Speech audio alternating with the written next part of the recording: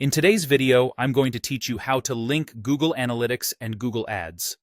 By the end of this tutorial, you'll have a seamless connection between these two essential tools, allowing you to gain valuable insights into your ad performance and website traffic.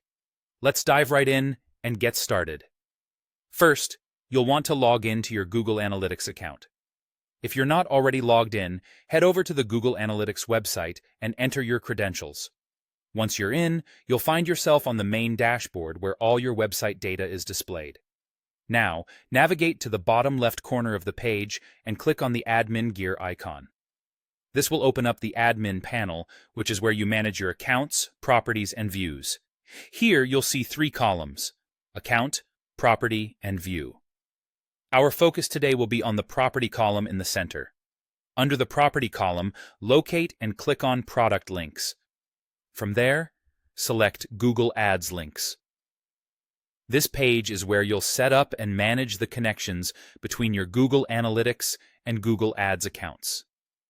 It's an integral part of ensuring that your data flows smoothly between the two platforms. Next, click on the Link button. This action will prompt you to choose the Google Ads account or accounts that you want to connect. You'll see a list of your available Google Ads accounts. Take a moment to select the accounts you wish to link. Once you've made your selections, click Confirm to move forward. Continuing on, you'll click Next. At this stage, you'll notice that personalized advertising and auto-tagging options are enabled by default. These settings are designed to enhance your analytics and tracking capabilities. Personalized advertising will help tailor ads to your audiences based on their interactions, while auto-tagging ensures that all your ad data is accurately tracked in Google Analytics. Unless you have specific reasons to adjust these settings, it's recommended to leave them as is.